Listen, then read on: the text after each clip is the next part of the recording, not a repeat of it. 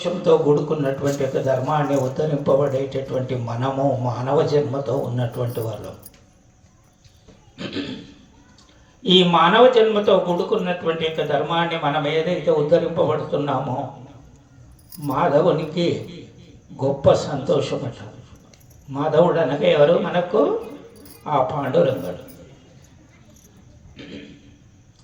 ఆ పరమేశ్వరుని యొక్క చరణారవిందములను నమస్కరిస్తూ పరమ పూజ్యాన్ని గ్రహించబడి పరిపూర్ణమైన ఆత్మవిశ్వాసాన్ని మన లోపల లగ్నం చేసుకొని ఇట్టలా అని నోరార ఒక్కసారి మనమందరం కూడా మనసులో అనుకుంటే మనం తెలిసి చేసిన దోషాలు ఎన్నున్నాయో, మనకు తెలియకుండానే చేసిన దోషాలు ఎన్నున్నాయో మనకు తెలియదు. ఎందుకంటే అంత గొప్పైన మతి మనలో ఉంటే మనం పొరపాటు ఎప్పుడు చెయ్యము అని మనమందరం తెలుసుకోవాలి.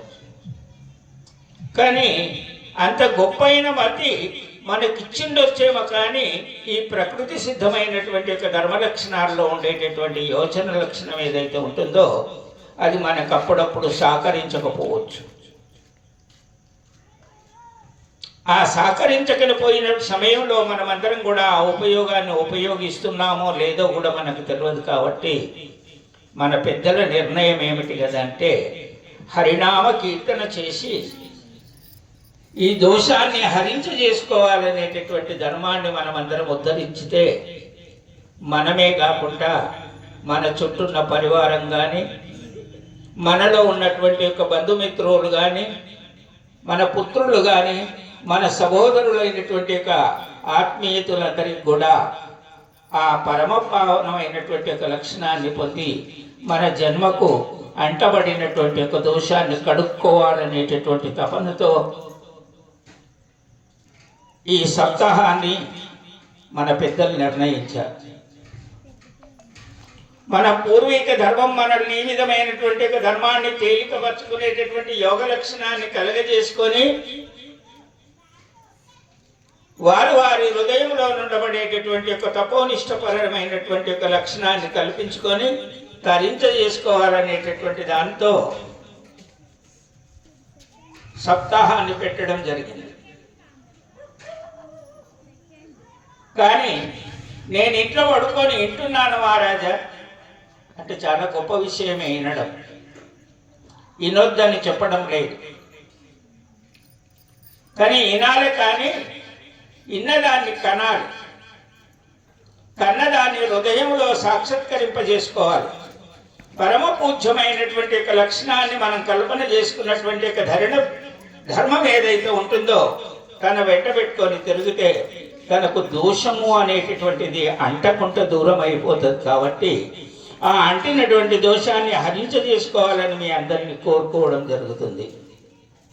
మరి దానికోసం మనం ఏం చేస్తున్నాం? ఇప్పుడు మన ధర్మాన్ని ఉద్ధరింపబడేటటువంటి యొక్క లక్షణాన్ని కల్పించుకొని మాతృమూర్తులైనటువంటి తల్లులు, పవిత్ర హృదయులైనటువంటి యొక్క పుణ్యమూర్తులైన పురుషులు ఎందరో వేద పురాణాలు శాస్త్రాలు చదువుకున్నటువంటి వారు ఉండొచ్చేమో, ఉండరని అయితే చెప్పనీయలేదు, కానీ ఉంటారు. కానీ మన పెద్దలు నిర్ణయించినటువంటి ధర్మానికి ఉద్ధారణ కావాలి కదా, అటువంటి లక్షణానికి మనం ఆదర్శకులం కావాలి కదా. మనలో ఉన్నటువంటి నగ్న సత్యాన్ని మనం తేలికపరుచుకునేటటువంటి గొప్ప మనస్సు మనది కావాలి. ఆ గొప్ప మనస్సు మన దగ్గర లేని కాలం అంతా కూడా ఎన్ని పూజ పునస్కారాలు చేసినా వ్యర్థమైనవి. కాబట్టి మనసు గొప్పది కావాలి. కాబట్టి మనం ఇంట్లో వండుకొని వింటున్నాం మహారాజా మేము అంటే చెప్పడం గొప్పతనం కాదు, చేయడం గొప్పతనం. కాబట్టి ఇల్లు నిడిచిపెట్టి ఒక్కసారి ప్రకృతి సిద్ధమైనటువంటి యొక్క ధర్మంలో అనేక ఒడిదుడుకులు వస్తాయి, అనేక కష్ట సుఖాలు ఉంటాయి, అనేక రకరకాలైనటువంటి యొక్క విషయాలు మనలో తడబడి మనల్ని తడపడుస్తుంది. కాబట్టి అటువంటి దాన్ని పొడగొట్టుకోవాలంటే హరినామ కీర్తన చెవులో పడి కళ్ళతో చూసుకుంటున్నటువంటి యొక్క ధర్మాన్ని మనం ఉపయోగించుకుంటే మన పాపాలు కడిగిపోతాయి. మనం చేసుకున్నటువంటి దోషాలు ఏవైతున్నాయో వాటిని కడుక్కునేటటువంటిది హరినామ కీర్తన వల్లనే కడుక్కోగలుగుతామంటున్నారు. ఎన్ని సముద్రాల్లో మునిగినా ఆ దోషం పోదు, ఎన్నో నదులలో మునిగినా ఆ దోషం పోదు. ఎందుకు పోదు?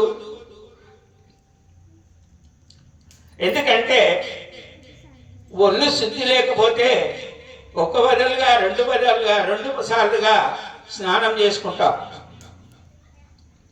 మనం ఎన్ని రకాలుగా సబ్బులు పెట్టి దానికి కావలసినటువంటి ధర్మాలను అనేక రకరకాల ఉపయోగించుకొని పిండి పెట్టి దాని తర్వాత ఇంకెనో పెట్టుకొని శుద్ధి చేసుకుంటున్నాం పైన కనిపించేది. మనమందరం తెలుసుకోవాల్సినటువంటి ధర్మం ఏమిటి కదా అనంటే, పైన గడిగిన ఒంటిల వలన వచ్చేటటువంటి మలిన ఆసన ఏదైతే ఉంటుందో దాన్ని పొడగొట్టుకునడానికి మనం ఎన్నో ప్రయత్నాలు చేస్తున్నాం, ఎన్నో సేవలు చేస్తున్నాం. ఆత్మబాంధవులారా, అంతర్యామిలో నుండబడేటటువంటి అజ్ఞానమైన విషయవాసన ఏదైతే మనలో చొరబడి మన అనేక అనేక అనేక కష్టాలను అనుభవింపగలిగేటటువంటి యోగతను కలిగజేస్తున్నటువంటి ఆ భగవంతుని యొక్క స్మరిస్తే అంతర్యామిలో ఉన్నటువంటి మలినం ఏదైతే ఉందో దాన్ని పొడగొట్టుకున్నటువంటి వాళ్ళం అయితం అనేటటువంటి గుర్తు మా తగిలిపల్లిలో ఉండేటటువంటి ఆత్మ బాంధవులకు అందరికీ కోరుతారు. మాతృమూర్తులందరినీ కూడా కోరుతుంటారు. ఎన్ని కాలాలు మూలకు పడి ఉంటాం, ఎన్ని కాలాలు ఈ ప్రకృతి సిద్ధమైనటువంటి ధర్మంలో పురాణంలో చెప్తున్నటువంటి ధర్మం ఏమిటి కదా అంటే, నానా సప్త సముద్రాల్లో మునిగినా నీ అంతర్యామిలో ఉండేటటువంటి మలినాన్ని కడుక్కునేటటువంటి ధర్మం నీకు దగ్గర లేదు. కాబట్టి ఆ హరిని స్మరింపబడి హరి ద్వారా స్మరణానుముక్తి అన్నారు పెద్దవాళ్ళు. మన శాస్త్రాలు చెప్తున్నాయి, మన పురాణాలు మనకు సూచన చేస్తున్నాయి. మన వారు ఎందరో కూడా ఈ ధర్మాన్ని మనకు సాక్షాత్కరింపజేయబడాలి. బంధువులారా, అంతర్యామిలో నుండేటటువంటి ఆ మలినాన్ని కడుక్కోవాలంటే హరిస్మరణ చేయాలి. హరిని స్మరింపబడేటటువంటి ధర్మంలో ఇలా కీర్తనలు పెట్టి మనకెన్నో పుణ్యవంతుల యొక్క ధర్మాలను వినిపించి పూర్వధర్మంలో నుండబడేటటువంటి లక్షణాన్ని మనకు వివరించి ఆ వివరణ ద్వారా మనం వినిపించుకున్నటువంటి అంతర్యామిలో, ఎందుకంటే కోతికున్న లక్షణం ఉంటుంది మనసు అనుకుంటామా? నిజంగా ఎవరికి వాళ్ళని తెలుసుకోవాల్సినటువంటి ధర్మం ఏమిటి, మనం అనుకోవాల్సినటువంటి యొక్క విధి ఏమిటి, విధాత నుండి మనం కొనవలసినటువంటి యొక్క ప్రతిఫలం ఏమిటి? ఈ భావాన్ని మనం ఎంతకాలం అయితే తెలుసుకోలేకపోతామో అంతకాలము మనలో ముసురుకున్నటువంటి ఆ మూర్ఖమైన మలినం ఏదైతే ఉంటుందో మనల్ని అనేక ఆయుష్యం తక్కువ చేస్తుంది, సంసార జీవితాన్ని తక్కువబడ చేస్తుంది. మనం కష్టపడుతున్నటువంటి కష్ట సుఖాలను అనేక రకరకాల అనుభవింపవలసి వస్తుంది. ఆ అనుభవం వాళ్ళ దుఃఖానికి హేతువయ్యి మనం ఎన్నో కష్టాలను అనుభవిస్తున్నాం. కానీ పెద్దలు అంటున్నారు ఏంటి కదంటే, అయ్యా 7 సముద్రాలు, సప్త సముద్రాలు, వాటికంటే గొప్పైంది ఏది అని అడిగితే సంసారం అనేటటువంటి సముద్రమే వీటన్నిటికి గొప్ప అయినటువంటిది. మనం దేంట్లో తలమలబడుతున్నాము? సంసారం చెయ్యలేక, పెట్టలేక, సరిపడకపోవడం వలన, సంతోషం అనేటటువంటి దొరకకపోవడం వలన, సమయం కలిసి రాకపోవడం వలన అనేక అవస్థలకు గురవుతున్నాం, దుఃఖానికి కూడా అవుతున్నాం. మరి 7 సముద్రాల కంటే గొప్ప సముద్రము అంటే సంసారమే. మనమందరం తెలుసుకోవాలి. ఇంటికాడ ఎవరికి వాళ్ళు ఒకసారి పరీక్ష చేసుకోండి, లేకపోతే నిజమేనా కాదా అన్నది ఎవరి మనసులో వాళ్ళు గుర్తు చేసుకునే ప్రయత్నం చేయండి. నేను ఇంట్లో బంగారం దాచిపెట్టుకున్నాను, నా ఇంట్లో అనేక వస్తువులు ఉన్నాయి, రాత్రి నీ దగ్గర వచ్చి కూర్చుంటే ఏమవుతుంది అనేటటువంటి ధర్మాన్ని తెలుసుకోవడానికి ప్రయత్నం చేస్తున్నటువంటి వాళ్ళం ఒక్కసారి కళ్ళు తెరిచి చూసే ప్రయత్నించండి. ఎందుకంటే నువ్వు కావలి కాస్తే ఒక్క చోటే కావలి గాయగలవు తప్ప రెండో చోటును కావలి కాసేటటువంటి శక్తి నీకు లేదు, ఇయ్యలేదు భగవంతుడు. మరి రెండోదిని కానీ ఇతర వస్తువులన్నింటినీ కానీ గ్రామంలో ఉండేటటువంటి చిన్న పెద్దలందరూ జరగాలి. ఎందుకంటే పురాణాల్లో చెప్తున్నారు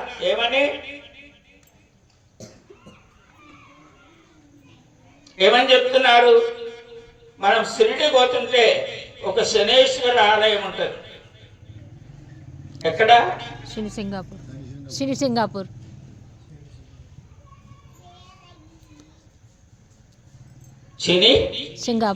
సింగాపూర్.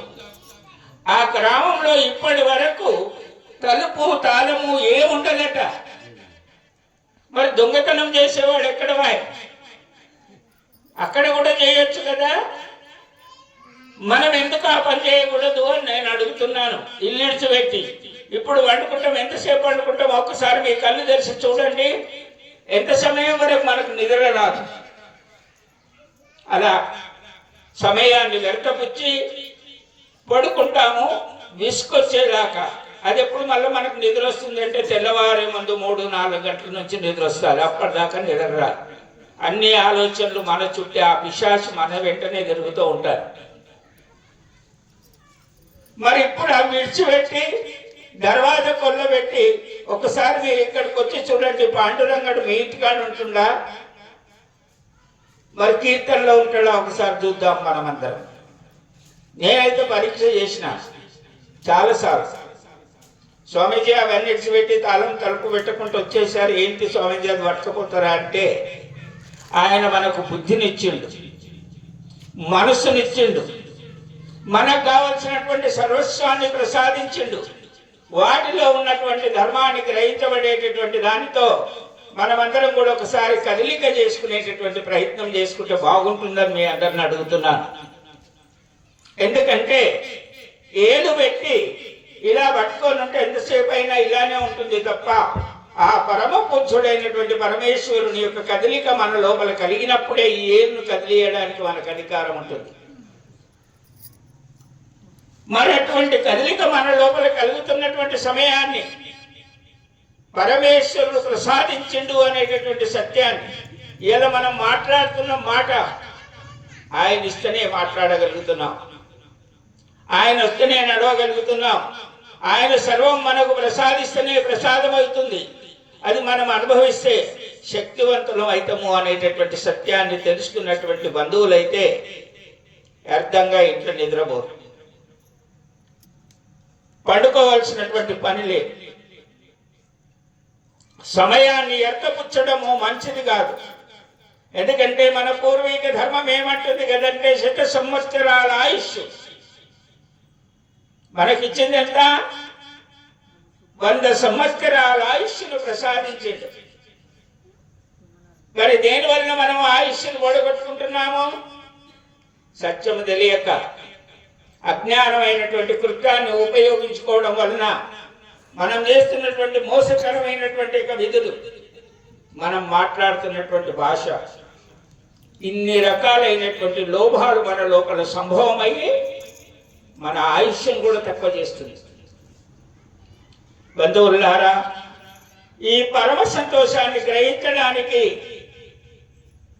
ఎందరో మహానుభావులు మహర్షులైనారు, తపస్వీలైనారు, పునీతులైనారు.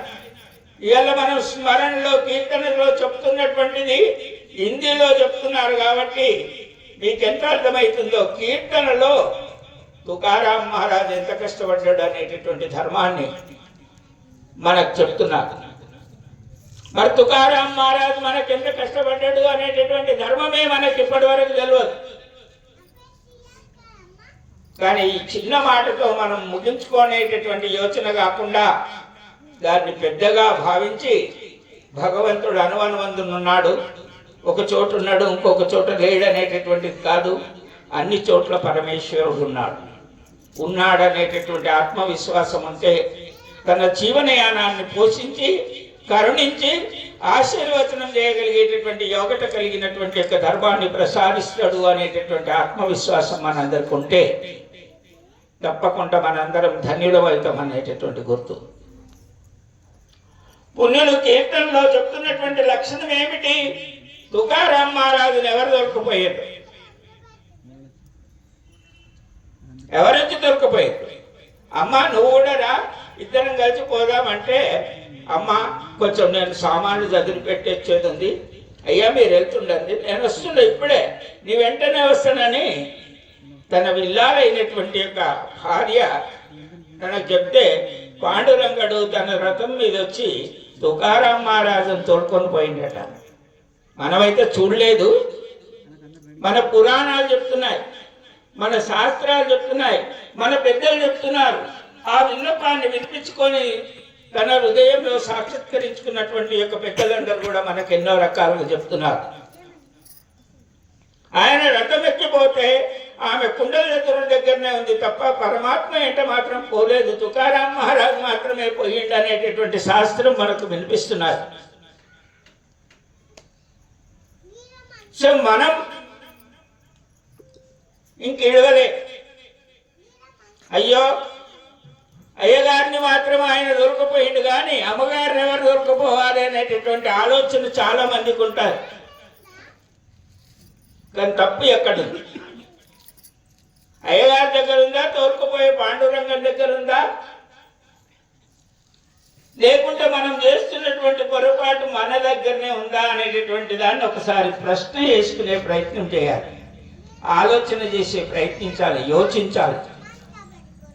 మరి ఇటువంటి ధర్మాన్ని గురించి మనం ఎంత ఏం చేస్తున్నాం అనేటటువంటి దాన్ని మనం అందరం కూడా చూడాలి. ఏ రాజు దగ్గర ఇక నౌకరు ఉన్నాడో ఆయన దగ్గర కొరడ దెబ్బలు కూడా తిన్నాడు ఈయన చేసిన ఘనకార్యానికి. ఎవరు? పాండురంగడు చేసినటువంటి ఘనకార్యం వీడు తట్టుకుంటాడా లేదా అన్నదానికి ఆయన ఎన్నో చేశాడు. కానీ తుకారాం మహారాజును కొడితే దెబ్బలు ఎవరికి జరిగినాయి? తుకారాం మహారాజుగా కాదు, పాండురంగడి జీప్ అంతా వాతలు పడిన ఈయన పూజ చేసుకోవడానికి అక్కడికి వెళితే ఆ విగ్రహాలను తీసి కడిగి శుద్ధి చేసి మళ్ళీ ఎప్పటిలాగా పెట్టి, పరమేశ్వర నీవు నాకు ఆయురారోగ్యాన్ని ఇచ్చేదానికంటే నీ కరుణ ఉంటే చాలు నాకు అనేటటువంటి దానితో దండం పెట్టాడట ఆయన. మనం దేనికి దండం పెడుతున్నామో ఒకసారి చెప్పండి.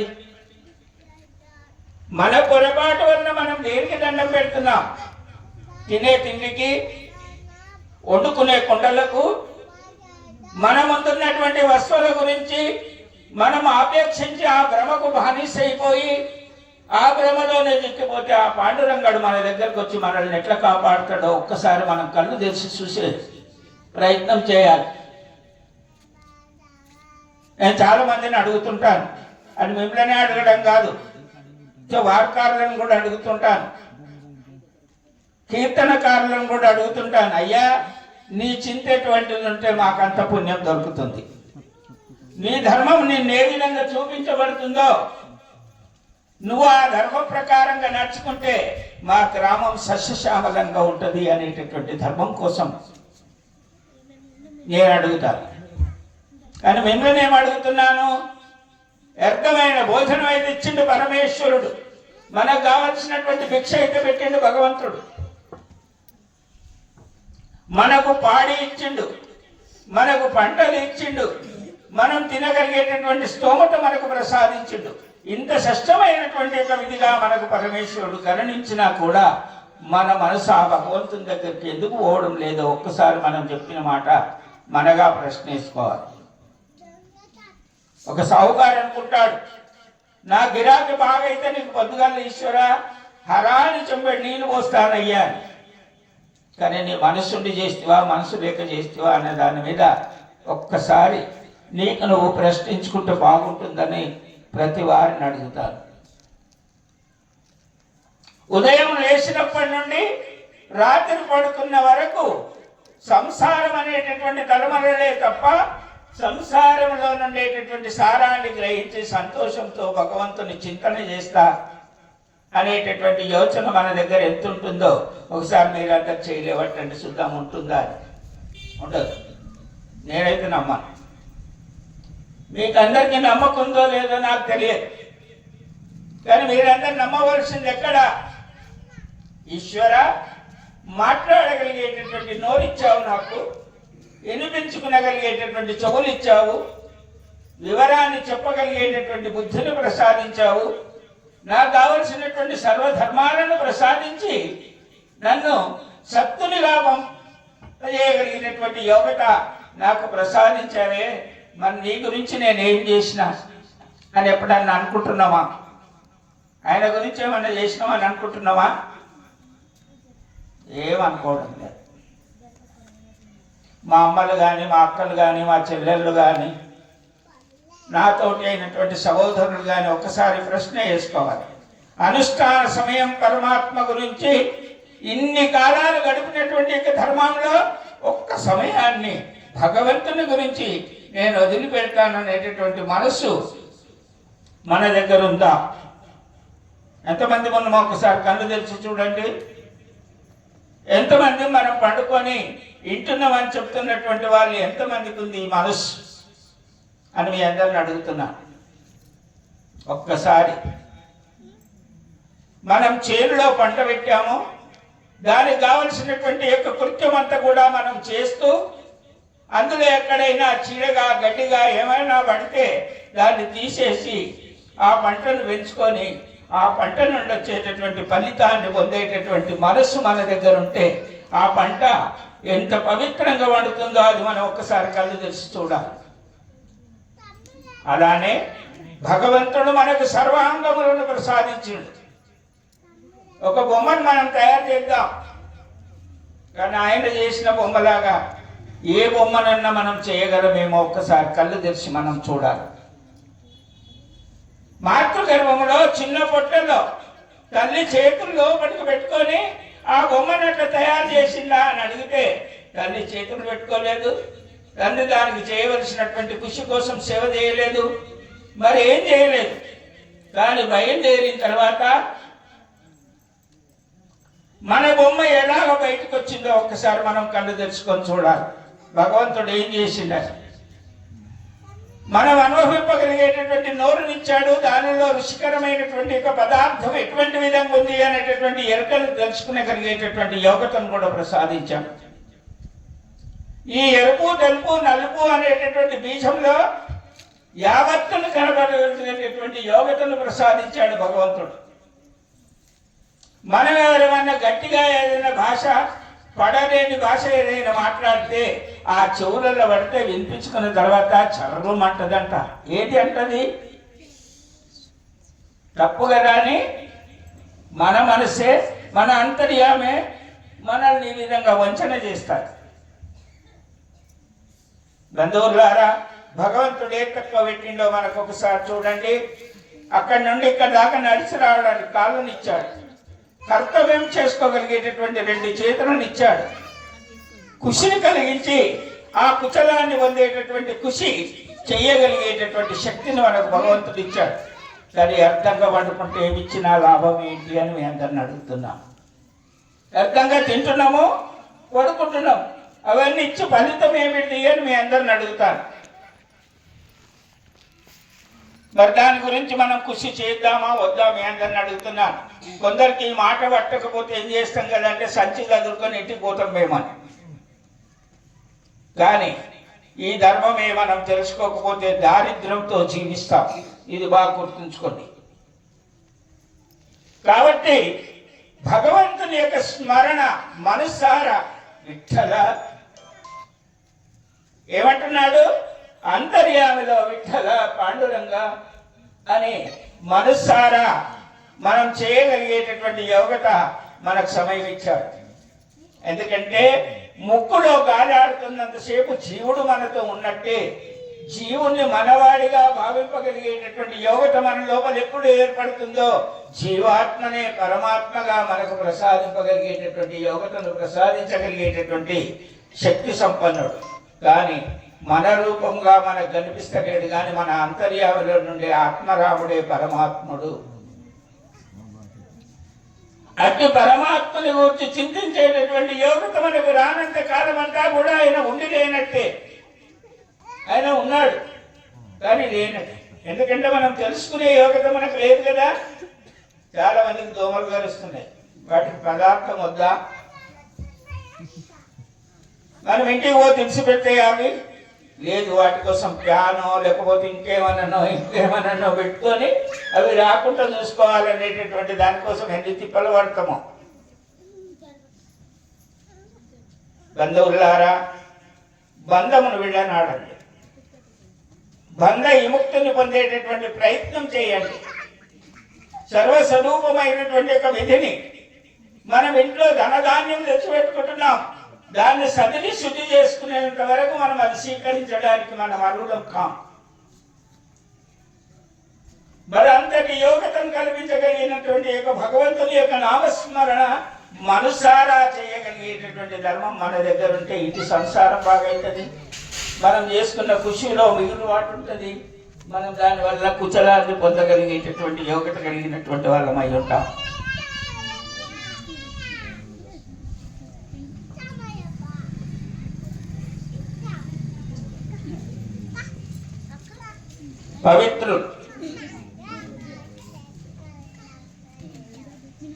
పవిత్రులు ఆత్మబాంధవులైనటువంటి బంధువులారా, మానవే మాధవ అన్నారు. ఎందుకు మానవే మాధవ అనేటటువంటి యొక్క పేరుతో మనల్ని అందరిని పిలవగలిగేటటువంటి ధర్మం ఉంది అని ఎందుకు చెప్పారు? కానీ మానవుడు అనేటటువంటి జన్మతో మనం ప్రసాదింపబడేటటువంటి ధర్మంలో జన్మ ఎత్తిన దానికి మానవత్వ ధర్మాన్ని కాపాడలేనటువంటి వాడు మానవుడే మాధవుడు అనడానికి అయితే అర్హత ఉంది. కాబట్టి మానవ జన్మం ఎత్తిన దానికి మానవత్వము అనేటటువంటి లక్షణము మన సాటి వారందరూ కూడా మనవారే. మనము అందరినీ మనవారిగా చూడాలనేటటువంటి ఆలోచన మనందరికీ రావాలని మీ అందరినీ కోరుకోవడం జరుగుతుంది. ఇంకా కూడా నా చిన్న విన్నపం, మీతో ఎక్కువ సమయం కూడా తీసుకోను, ఎందుకంటే కీర్తనకారులకు సమయం అవుతుంది కాబట్టి వారి వారి యొక్క ధర్మాన్ని వారు కాపాడాలి. మనం అందరం ఏంటి తరించ చేసుకోవాలని మీ అందరినీ కోరుకోవడం జరుగుతుంది. ఆత్మ బాంధవులారా, నేనే ఒక గురువుగా ఇక్కడికి వచ్చిన అనేటటువంటిది కాకుండా నా గురుదేవుడు కూడా ఇక్కడికి వస్తాడు.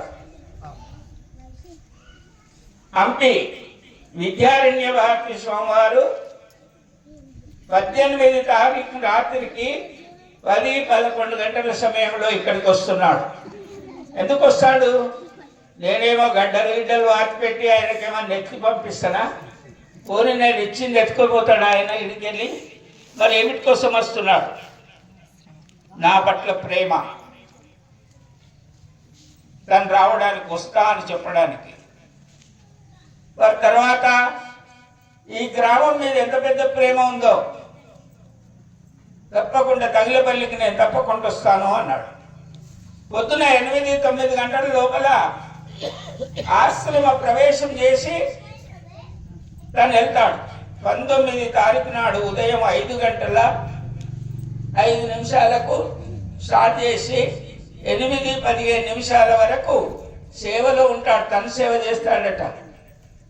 నాకెందుకు చెప్పిండో ఏమో, నేను చిన్న పిల్లగా, నేనెంతటి 60-70 ఏళ్ళ వయసుకు వచ్చినా కూడా ఆయన కాలు కట్టిన ధూళి లాంటి వాడిని.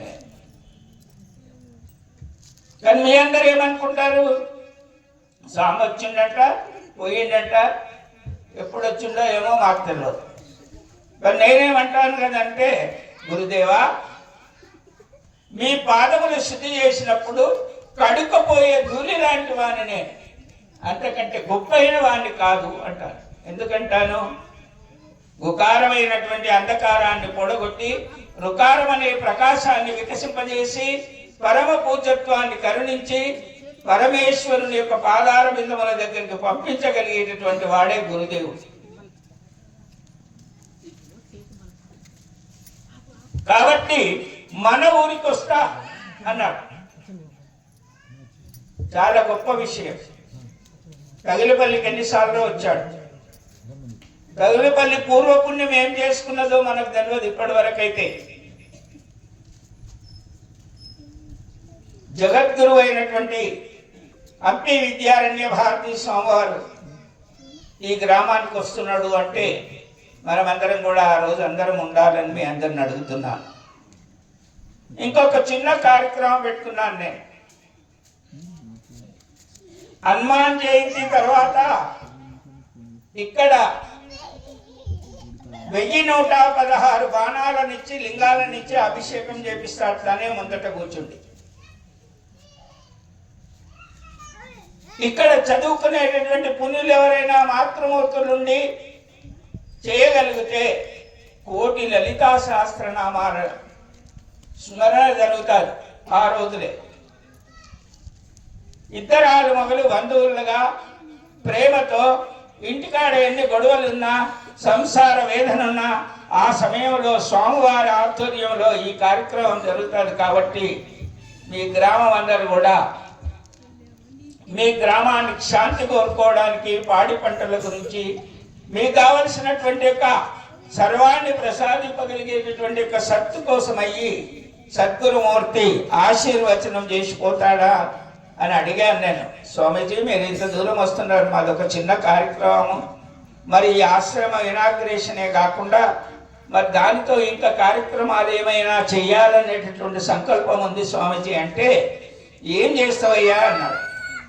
నేనేం చెయ్యను, నువ్వేది సంకల్పం చేస్తే చేస్తానన్నాను. స్వామి సంకల్పం ఏమిటి కదా అంటే 1116 బాణాలు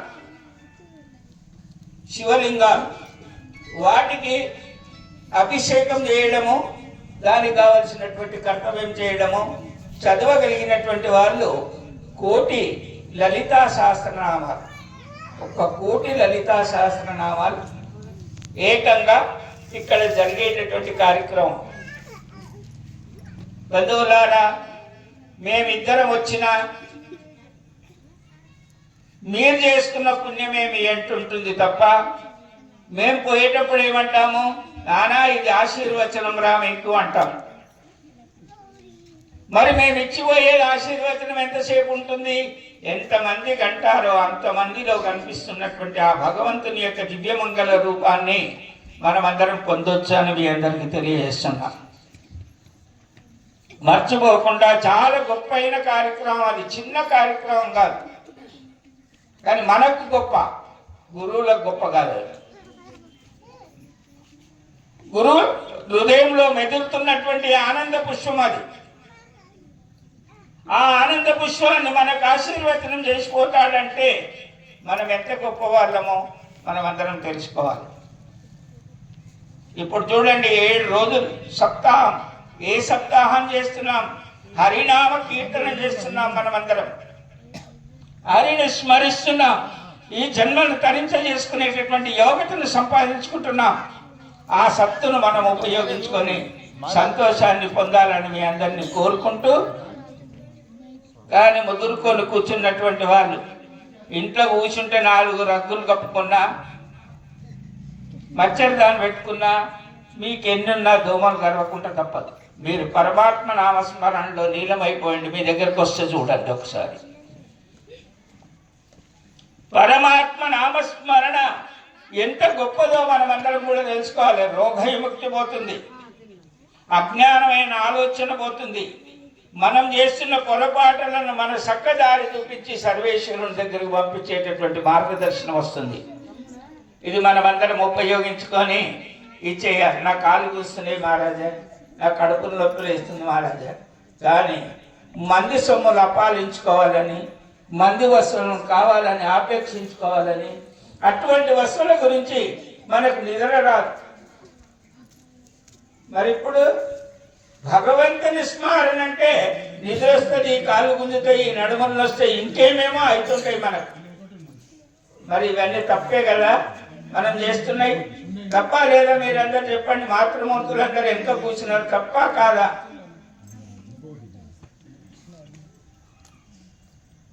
మా తగిలపల్లి గ్రామంలో అందరూ పుణ్యులైనటువంటి పురుషులు కానీ మాతృదేవతలు కానీ అందరు ఇక్కడికి వస్తే ఇక్కడ నుండి విఘ్నేశ్వరుడు కనపడనంత దూరం వరకు మనం అందరం ఉంటాం అనేటటువంటి ధర్మం మనం అందరం తెలుసుకోవాలి. తెలుసుకుందామా వద్దా? పడుకున్న వాళ్ళు తెలుసుకోండి ఒకసారి. కూర్చున్న వాళ్ళు అంటే దోమలు కొడుతున్నారు, వాళ్ళ మనసు ఇక్కడ ఉందో దోమలు కొట్టేదాని దగ్గర ఉందో కూడా తెలియదు. కాబట్టి హరినామ కీర్తన మీరందరూ చేస్తారని అనుకుంటున్నాను. నారాయణ మహారాజు హరినామాన్ని చెప్తాడు. కొంచెంసేపు మీరు అందరు నోరారా అంటారని నేను అనుకుంటున్నాను. విఠల నామం చెప్పు అంటున్నాను.